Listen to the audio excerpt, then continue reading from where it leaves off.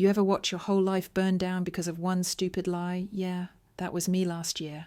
A year ago, I thought I was building something real. My name's Jack. I'm 35, live in Austin, Texas, and I just finalized my divorce from Lauren last month. We were together for 6 years, married for 2. I proposed on a hike we used to do every spring, thought it'd be poetic. Turns out, real life isn't poetry. It's more like a bad improv show you can't walk out of. Anyway, if you had told me back then that the biggest threat to my marriage wasn't cheating or money or even boredom, but Lauren's best friend, I would have laughed in your face. But here we are. Let me introduce you to Brittany, or as I now call her, the human dumpster fire. She's Lauren's ride or die since college. I'm talking matching tattoos, drunk crying on the bathroom floor. Every breakup they ever had together, that kind of bond. And don't get me wrong, I wasn't trying to compete. But from day one, I could tell Brittany had a problem with me. She was loud, overbearing, the kind of person who thinks she's the main character in every room. And worst of all, she was manipulative as hell. Masked it behind this fake positive vibes, only crap yoga, life coaching, crystals, and 200k followers on Instagram for her feminine energy alignment brand. But the way she looked at me like I was in her way. And you know what I think I was? I tried to be civil. I really did. I told myself, it's fine. She's just protective of Lauren. Maybe she'll chill out after the wedding. That was a goddamn mistake. Brittany basically hijacked our wedding planning. Complained about our colours, called them emotionally stale, pitched having a sacred circle in the ceremony where she'd bless our union, tried to get a solo walk down the aisle before the bridesmaids like she was co-marrying Lauren or something. I pushed back, of course, told Lauren it was insane. Lauren said I was being controlling. Controlling for not wanting Brittany to be some spiritual opening act at my own wedding. I let it go. I shouldn't have. But at the time, I just kept thinking, once we're married, this crap'll calm down. Nope. If anything, Brittany doubled down. She was always around if we were planning a weekend getaway. Oh, Brittany's tagging along. She just had a breakup. If I booked a reservation for 2. Somehow, Brittany already knew the place and had thoughts on the menu. It felt like I was in a relationship with both of them, except one of them hated me and the other didn't notice. I brought it up gently, then firmly, then not so gently. And every time Lauren defended her. She's been through a lot. You don't know her like I do. You're being paranoid. Paranoid, nah. I was just tired of feeling like the third wheel in my own marriage. Then came the night everything flipped. It was a Friday. Lauren and I were making tacos, halfway through a bottle of wine, finally having one of those peaceful evenings where everything feels normal again.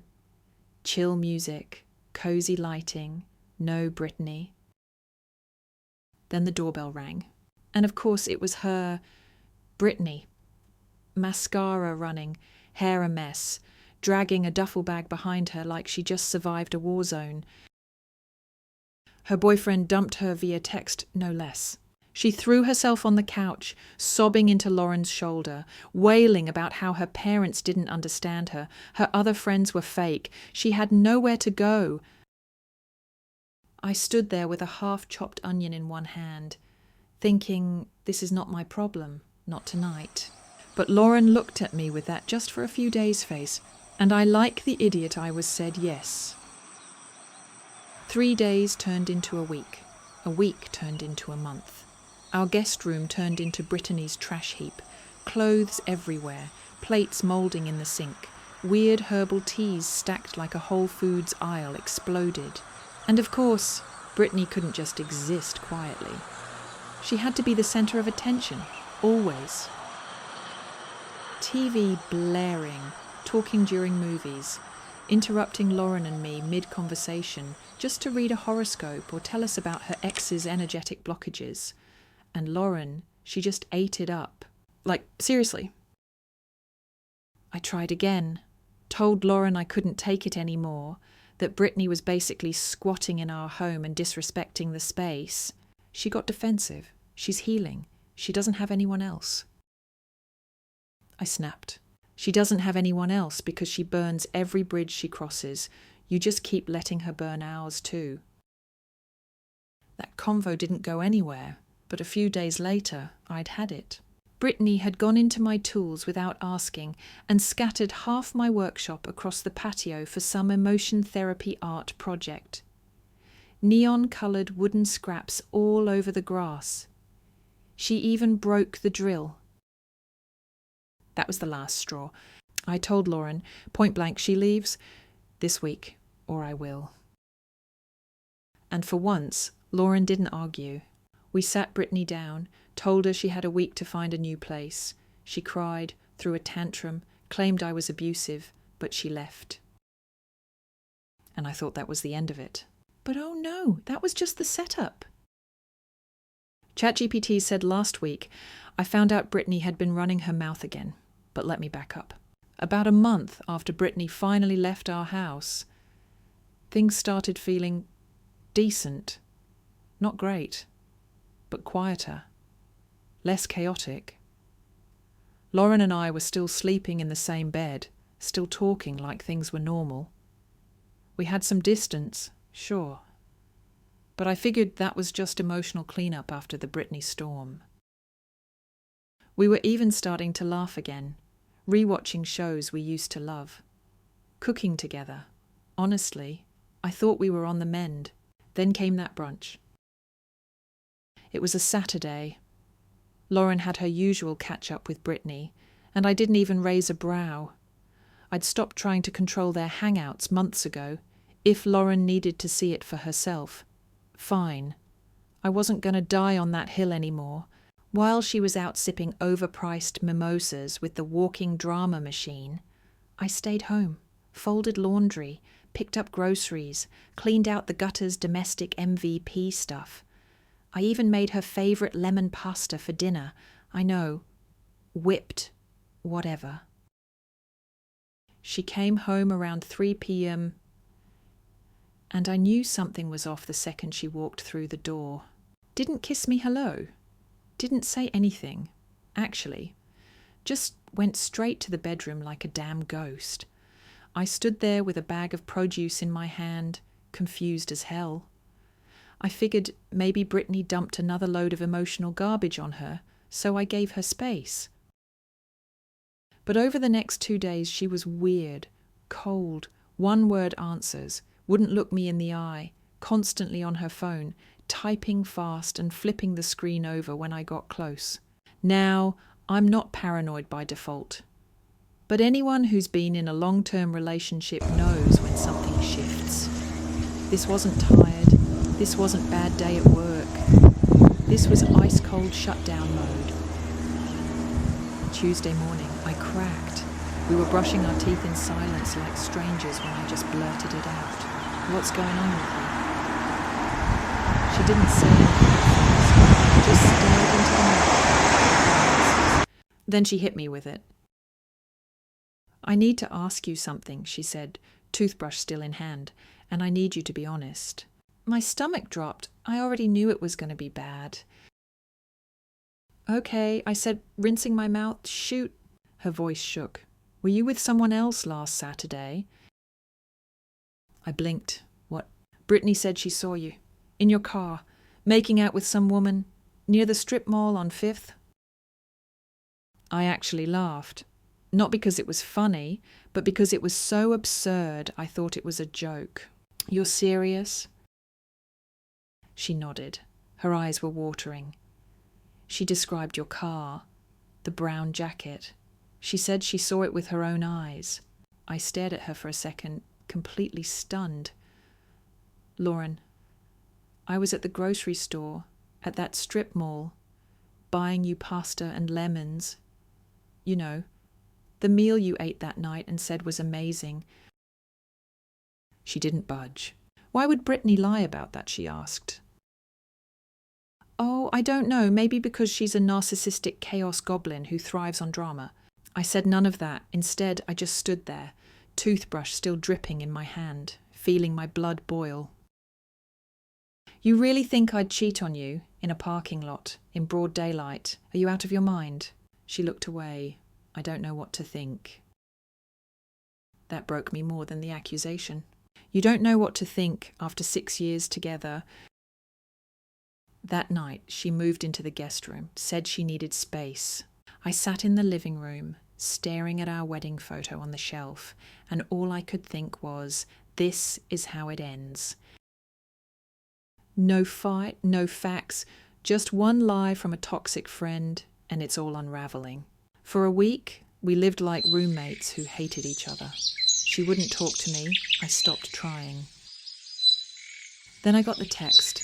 I think it's best if we separate. My lawyer will be in touch. Just like that.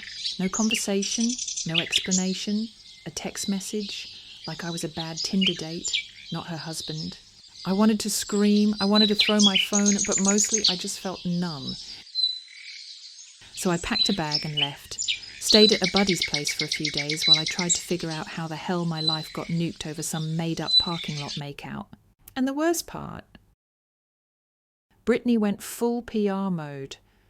She told everyone we knew, mutual friends, co-workers, even my mum, that she caught me cheating, that she was trying to protect Lauren, that she'd seen the signs for years. Suddenly, I'm getting texts from people I haven't talked to in ages saying shit like, heard what happened, man. Hope you grow from this. What the actual hell? Even my own sister asked me, is there any truth to it? No, there isn't, but facts didn't matter anymore. Brittany had poisoned the water and everyone drank it. Meanwhile, Lauren went radio silent, didn't respond to anything, just filed for separation and moved back in with her parents. A clean cut, no discussion. I kept wondering why Brittany would even do this. What did she gain?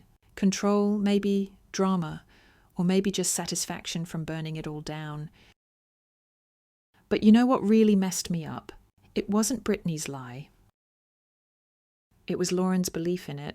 She chose someone who'd clearly hated me from day one.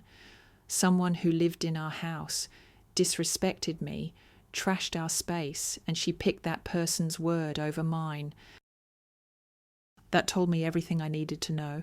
I stopped trying to fix it. I signed the papers when they came, packed up what little I had left, moved into a new apartment with bare walls and quiet mornings. And for a while, that was it. Until one random Thursday night, my phone buzzed with a text from an unknown number. Hey, this is Marissa. We met at Brittany's party a couple years ago. I think you should know something. At first, I almost ignored it, thought it was spam. But curiosity won. What's this about? I replied. Her answer made my jaw drop. Brittany lied. I have proof. I stared at my screen, heart racing, hands shaking. I didn't even know what the hell I wanted, an apology, vindication, blood. But I texted back. Show me. She did. Screenshots, voice memos, Brittany laughing about how gullible Lauren was, about how funny it was to watch her freak out, saying she couldn't stand how perfect their marriage looked. I read those texts 3 times. Every word burned like acid. Brittany didn't just make it up, she planned it. Deliberately. Carefully. For the pure satisfaction of wrecking someone else's happiness. I don't even remember breathing. I sat in silence for hours. Then I forwarded everything to my lawyer, told him I wanted a meeting, not just for the divorce. I wanted to go scorched earth. I wasn't looking for revenge. I was looking for truth. And this time, I wasn't backing down. 2 days after Marissa dropped the bomb, I met her at a tiny coffee shop in East Austin. The kind of place with mismatched chairs and baristas who act like you've personally offended them by ordering a latte. She was already there when I walked in, nervous as hell, tapping her phone, eyes darting up every time the door opened. I barely sat down before she launched into it. I wasn't sure if I should say anything, but when I saw the way Brittany was bragging about it at that influencer retreat, I couldn't stay quiet. That caught me off guard, she bragged. Marissa nodded, looking disgusted. Yeah, like it was a game. She told a group of girls over drinks that she basically freed Lauren from a controlling marriage. She laughed while saying it. I clenched my jaw so tight it hurt. Controlling, I muttered. I gave her space, let her friend live with us rent-free, and she called me controlling. Marissa looked down. It was sick. She even said something like, "He was too perfect. It was annoying. I had to level the playing field. What kind of psycho does that?" Then she pulled out her phone and showed me the receipts. Texts between her and Brittany, voice memos Brittany sent while tipsy. One of them said, verbatim, "OMG, I told Lauren I saw Jack cheating. I just made it up. I mean, I knew she'd believe me. She always does." Another one, "It's not like they were going to last. I'm just speeding up the inevitable." I was silent for a full minute. Not because I didn't believe it, but because I already had believed it. Deep down, I always knew Brittany hated me. I just didn't think she'd go that far. I thanked Marissa, told her she did the right thing, even if it was late. Then I got to work. I printed the screenshots, compiled the timestamps, cross-referenced the texts with the day Lauren accused me, labelled everything in a tidy, easy-to-read doc, and sent it to my lawyer. He read it and called me in less than 10 minutes. "Jack," he said, "do you want to burn them legally or socially? Because we can do both." I chose both. First, we filed a defamation notice against Brittany, nothing massive, but enough to get her attention, especially since she ran a business based on trust and coaching and truth-telling. Then I messaged Lauren, "I need to talk. I have proof Brittany lied. I'm not looking for reconciliation, but you need to know what actually happened." She replied 3 hours later, "Fine, tomorrow, 2 p.m, Zilka Park." That night, I didn't sleep, not from nerves, from rage. All those months of being treated like trash, being ghosted by people I thought were friends, watching my marriage collapse over nothing, over a lie. It wasn't just betrayal. It was stupidity. It was how quickly Lauren believed it. How little effort she made to even ask my side. The next day, I showed up at the park. Lauren was already there, sitting on a bench in her oversized hoodie, looking 10 years older. She looked up, eyes glassy. "You said you had proof." I didn't waste time. I pulled out my phone and handed it to her. Her hands trembled as she scrolled.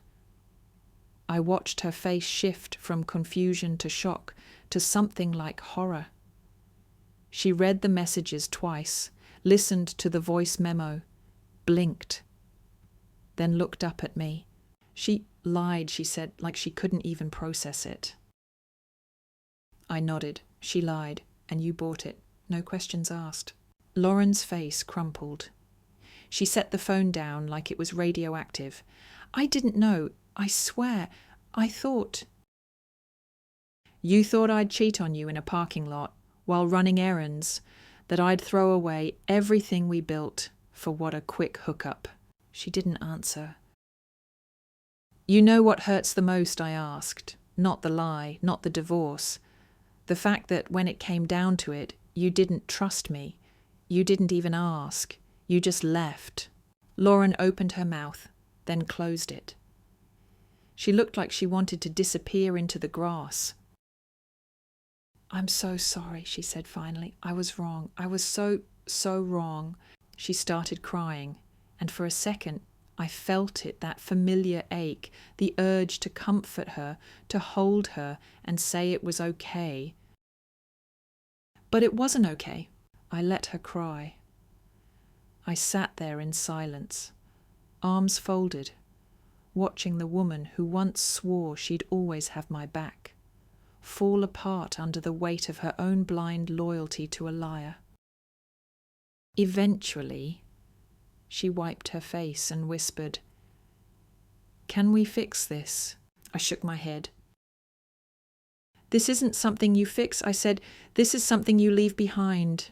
Lauren didn't argue. She just cried harder, but I didn't offer her a tissue.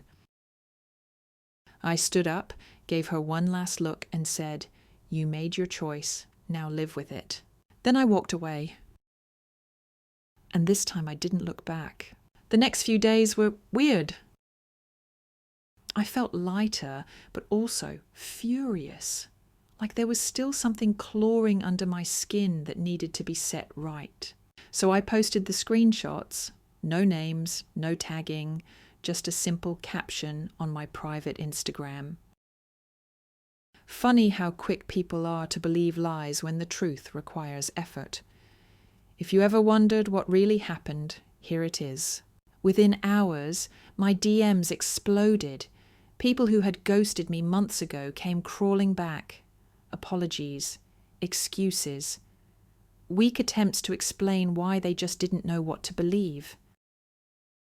Screw that. I didn't respond to most of them. Just let the screenshots speak for themselves. But apparently someone did tag Brittany, and that's when the real fireworks started. She went into full meltdown mode, posted a 10-slide Instagram story about how she was being harassed by toxic men and how people were twisting her words. Then she made the mistake of saying, "Jack and I never got along because he was emotionally manipulative." Which was hilarious, considering she literally got caught fabricating an affair to ruin my life. Marissa, bless her heart, reposted Brittany's story with a calm little message.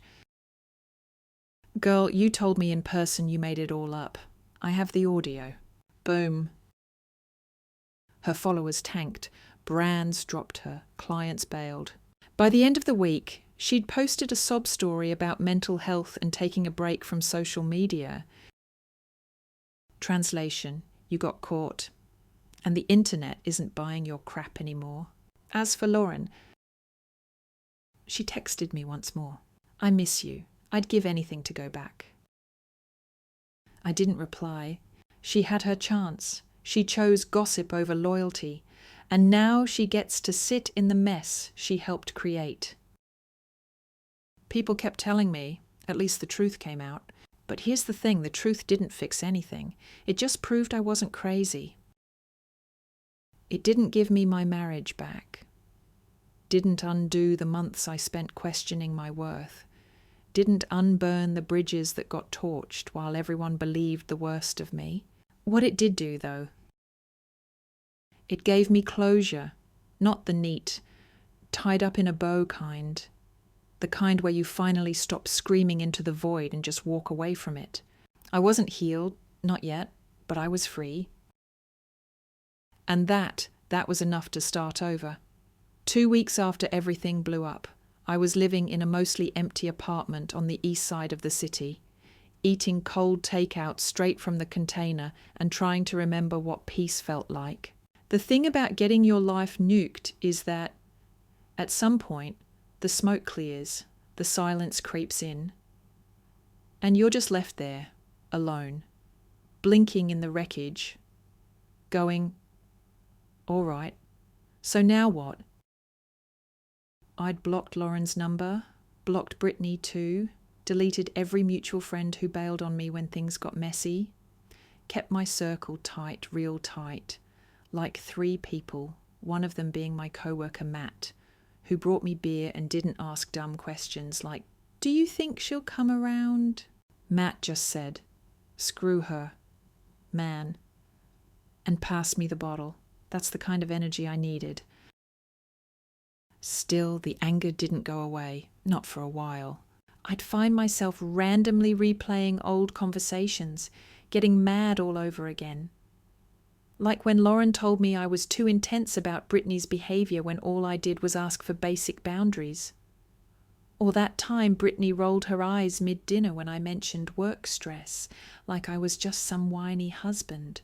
Or that day Lauren accused me, no warning, no discussion, just bam, were you with someone else? WTF. I kept thinking about how easily everything got twisted, how fragile trust really is, and how many people you can spend years with who'll toss you under the bus without blinking the second things get uncomfortable.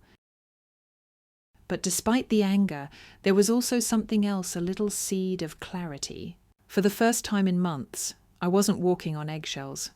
I wasn't getting guilt-tripped into spending Sundays with people I couldn't stand. I wasn't justifying why I didn't want a chakra soundbath weekend with Brittany and her astrology cult. I was free. No one tells you how good it feels to not constantly be managing someone else's emotional circus. No passive-aggressive texts, no mood swings, no fake apologies, just quiet mornings, black coffee, and the ability to breathe without second-guessing yourself. That kind of clarity, it's addictive. And the best part, karma had only just started to show up. A week after the screenshots went public, Brittany lost her biggest sponsorship deal. Some brand that sold vegan skincare dropped her in a heartbeat. Apparently, a few people emailed them with links to the voice memos and receipts. Not me, though I wish it was. Pretty sure Marissa had something to do with it. Then came the job fallout. She'd been doing contract work with a local wellness company, coaching, workshops, that kind of pseudo-spiritual self-improvement nonsense. Turns out, when your truth healer gets caught fabricating stories to destroy a marriage, clients bounce. Her name became toxic, people unsubscribed, podcasts removed her guest episodes, even her influencer buddies stopped reposting her content. One of them DM'd me anonymously. Didn't realize how unhinged she really was. Thanks for sharing what you did. I didn't respond, but damn, that felt good. Lauren, meanwhile, had gone completely dark. From what little I heard through the grapevine, she moved back in with her mom, who hated Brittany from the beginning. Apparently they got into it, like screaming match level. A friend told me Lauren's mom said something like, "You threw away a good man because your insecure little friend said he cheated on you in a parking lot. Are you serious?" Oof, brutal, accurate. Word was Lauren tried reaching out to people, trying to explain everything, saying she made a mistake, that she didn't know, that she got manipulated. But here's the thing, most people didn't want to hear it. They saw how fast she bailed, how fast she let Brittany trash me without question. You can't unring that bell, and the people who do stick around after seeing your worst moment, you better treat those people like gold, not excuses. And Lauren, she had nobody left to perform for. One night, Matt and I were sitting on the couch, watching a game, and he said out of nowhere, "You know what's wild? You dodged a bullet. If this hadn't happened, Brittany would have been the godmother to your future kids." I actually choked on my beer. He was right. That realization hit me harder than all the screenshots combined. I could have ended up 10 years deep, married with kids, and still dealing with that snake. Brittany would have been in our delivery room, at our holidays, whispering crap in my wife's ear for decades. That parking lot lie, it saved me. In the most painful, fire-through-the-face kind of way, sure. But it yanked me out of something I didn't even realize was suffocating me. That doesn't mean I forgave anything. I didn't. But I understood something now. When people show you who they are, believe them. The first time, Lauren showed me she didn't trust me. That when push came to shove, she'd listen to noise before listening to the person she vowed to love. And Brittany, she'd been showing me who she was from day one. I was just too wrapped up in the fantasy of ride-or-die friendships and perfect partnerships to see it. Fast forward a bit, maybe 3 months after it all fell apart and I started rebuilding. New routines, new gym, a couple new friends who didn't know anything about the drama. That was key. No one looking at me with pity or curiosity, just clean slates. One night, I was at a bar with Matt and a few new people. Music was loud, drinks were flowing, and this girl named Nora started telling a story about her ex who faked a college degree to impress her parents. It was wild, hilarious, and raw. And at one point, she turned to me and said, "What about you? You look like you've been through it." I laughed hard. Then I said, "Ever had your wife believe her best friend's lie that you cheated on her in a Whole Foods parking lot?" She blinked. "Wait, what?" So I told her, not the whole thing, just the short version. Enough for her to go, "That's insane." Then she raised her glass and said, "To clean breaks and better beginnings." And for the first time in a long time, I didn't feel broken. I didn't feel bitter. I felt free. Not healed, but definitely freer. I never wanted revenge. Not really. What I wanted was the truth. To be heard. To be seen. And after months of being buried under lies and silence, the truth finally shouted louder than the noise. The rest just background static. ChatGPT said a few weeks ago, out of nowhere, Lauren texted me again. I hadn't heard from her in over a month. I figured she'd finally accepted that it was over. That she'd stopped hoping I'd wake up one day and say, "Let's try again," like we could just undo all the damage with a heart emoji and a coffee meetup. But nope. The message read, "I know you probably don't want to hear from me, but I saw your post the other day. I just wanted to say I'm sorry, like really sorry. And here's the kicker, I hadn't even posted anything about her." It was a photo of a hike I did with Matt and his girlfriend. Just a trail, the view from the top, and a stupid caption about how nature was cheaper than therapy. Apparently, that hit her harder than anything else I'd said. I didn't respond right away. I left the message sitting there for a whole day while I sat with my own emotions. Part of me wanted to ignore it entirely. Another part of me, the stubborn, way too compassionate part, thought maybe I owed her one honest conversation. Not for her closure, for mine. So I finally replied, "I'm not angry anymore, but that doesn't mean I want to revisit any of it." She answered almost immediately, "Can I call one time? No expectations. I need to say something." Against my better judgment, I said yes. She called that night. Her voice sounded smaller, softer, like a balloon deflating slowly. "I messed up," she started. I know that's not enough, but I need you to know I see it now, everything." I didn't interrupt. I let her talk. I was so wrapped up in what Brittany said. She made it sound so real. And I guess I didn't want to believe I was wrong about you, that I chose someone who'd hurt me. But I was wrong. Her voice cracked. "You never gave me a reason not to trust you. You were always honest, even when it sucked. I just didn't appreciate it." I stayed quiet. Not cold, just done. "I've cut Brittany out," she added quickly. "Haven't talked to her since you showed me the proof. And I never will again." I exhaled. "That's good. For your sake." She paused, then said something I didn't expect. "I've been seeing a therapist." Now that made me raise an eyebrow. "Good," I said simply. There was silence for a moment before she asked, "Can I ask you something?" I knew what was coming. "Still," I said, "go ahead. Do you ever think about what we had about fixing it?" That question hit like a punch to the chest, but I didn't flinch. "Of course I think about it," I said. "I loved you. I married you. But thinking about something doesn't mean it still makes sense." She sniffled. Do you think we were doomed from the start? No. I said honestly, I think we had something real, but we let the wrong people too close. And when it mattered most, you didn't choose me. That's not something I can forget. Another pause. I get it, she whispered.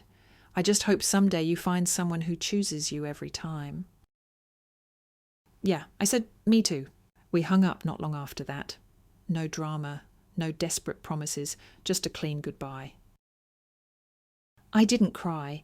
I didn't replay the call on loop like some rom-com protagonist.